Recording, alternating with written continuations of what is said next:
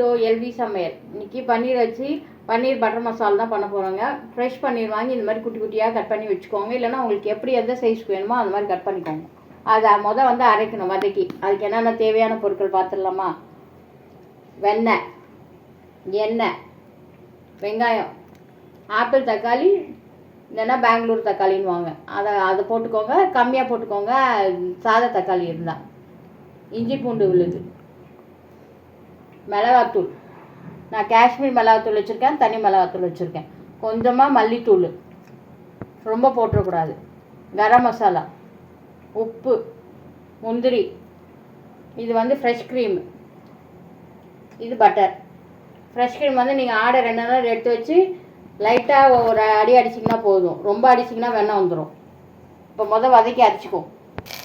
கொஞ்சமாக வெண்ணெய் போட்டுக்கோங்க வதக்கிறதுக்கு. நம்ம ஊற்றிக்கோங்க. எண்ணெய் காஞ்சோடனே முந்திரி போட்டுக்கலாம். பட்டர் லைட்டாக கரையிற உடனே போட்டுக்கலாம். இப்போ போட்டுக்கலாம். முந்திரி போட்டுக்கோங்க.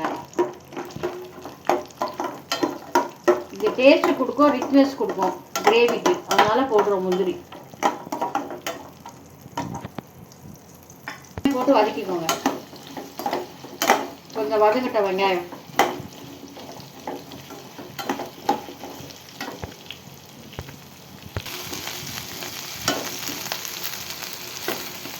வெங்காயம் இந்த மாதிரி கிளாஸியாக வரும் வதக்கிறப்ப. அப்போ வந்து தக்காளி போட்டு வதக்கிக்கோங்க. நல்லா வதக்கணும்.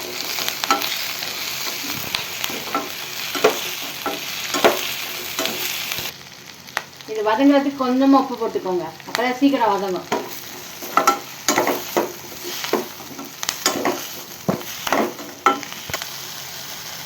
இந்த மாதிரி நைஸாக இது வதங்கினோடனே இது ஆற விட்டுருங்க. ஆற விட்டுட்டு மிக்சியில் நைஸாக அரைச்சிக்கோங்க.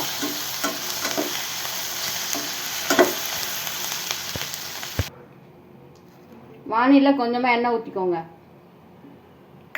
இப்போ பன்னீரை வறுக்க போகிறோம். அதுலேயே கொஞ்சோண்டு வெண்ணெய்,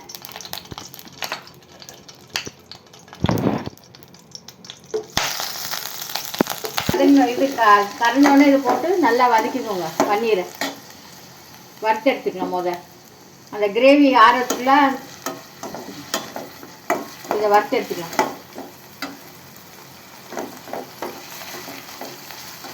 வறுத்து போட்டோன்னா டேஸ்ட் கொஞ்சம் நல்லாயிருக்கும்.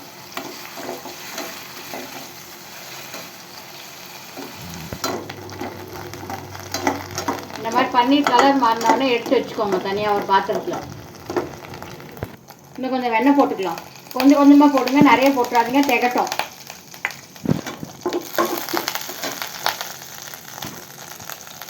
வதக்கி அரைச்ச மசாலா இப்படி வதக்கி வச்சோம்ல, வெங்காயம் தக்காளி இது மாதிரி அரைச்சிக்கோங்க நைஸாக.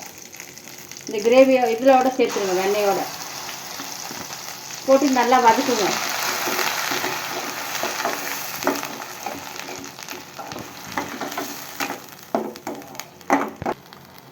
இந்த இஞ்சி பூண்டு பேஸ்ட் போட்டுக்கோங்க. கொஞ்சமாக போட்டுக்கோங்க. போட்டு நல்லா வதக்குங்க.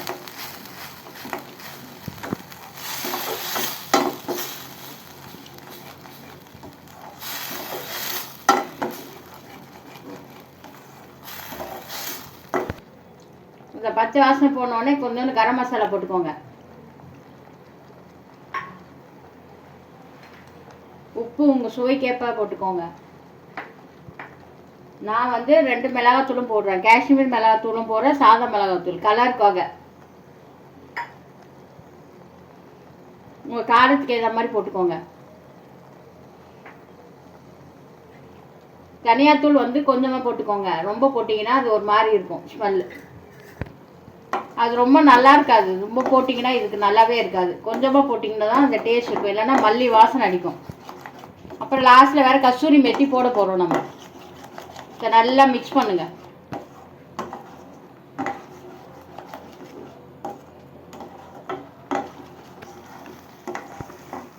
இந்த பச்சை வாடெல்லாம் போனோடனே கொஞ்சமாக தண்ணி ஊற்றிக்கோங்க. நிறைய ஊற்ற வேணாம். திக்காக இருக்கணும் கிரேவி. தண்ணி ஊற்றிங்கன்னா ரொம்ப தண்ணி ஆகிடும். இந்த பாருங்க, அப்படியே சட்னி மாதிரி இருக்கணும். அப்போ தான் நல்லாயிருக்கும். கொஞ்ச நேரம் கொதிக்க விடுங்க. அது தண்ணி நிறைய ஊற்றிடாதீங்க. ஃப்ரெஷ் க்ரீம் ஊற்றிங்கன்னா ரொம்ப தண்ணி ஆகிடும். கடையில் வாங்கி ஊற்றிங்கன்னா அது ரொம்ப தண்ணியாக இருக்கும். க்ரீம்லாம் நம்ம வீட்டில் செய்கிறதுனால அது கொஞ்சம் திக்காக இருக்குது. இப்போ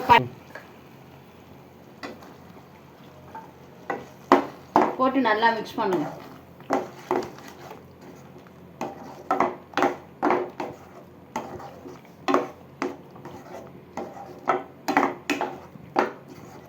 கொஞ்ச நேரம் அதில் வேக விடுங்க இந்த பன்னீரை. பாருங்க இந்த மாதிரி கிரேவி ரெடியான உடனே உங்களுக்கு சீரகத்தூள் பிடிக்கிறவங்க வறுத்து பொடி பண்ணி போட்டுக்கலாம். வாசனை பிடிக்கிறவங்க. நான் போடலை. இறக்குறப்ப கொஞ்சமாக பட்டர் போட்டுக்கோங்க. கஸ்தூரி மேத்தியை இப்படி கையில் நல்லா இது பண்ணி தேய்ச்சி போட்டிங்கன்னா தான் அந்த வாடை நல்லா வரும். அந்த இது வாசனை கும்முன்னு இருக்கும். அதில் சாப்பிட்றப்பவும் நல்லாயிருக்கும் அதோட வாடை இதை வாசனை. அதுக்கப்புறம் ஃப்ரெஷ் க்ரீம் இப்படி மேலே போட்டுக்கோங்க. போட்டுட்டு கலந்துக்கோங்க.